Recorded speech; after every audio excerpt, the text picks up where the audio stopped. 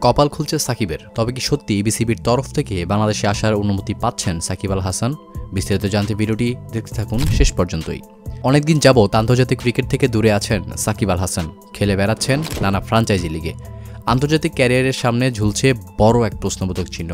সাকিব আদৌ দেশে ফিরতে পারবেন কিনা তা নিয়েও রয়েছে অনেক শঙ্কা। যদিও পডকাস্টে দেশে ফেরার আশার কথাই জানিয়েছেন সাকিব আল হাসান। বরাবরই সাকিবের একজন বড় সমর্থক কণ্ঠশিল্পী আসিফ আকবর বর্তমানে রয়েছেন বিসিবিতে। সাকিব আল হাসানের স্বপ্ন দেশ থেকে অবসর নেওয়া, এমন ইচ্ছা পূরণ হবে কিনা জানতে চাওয়া হয়েছিল আসিফ আকবরের কাছে।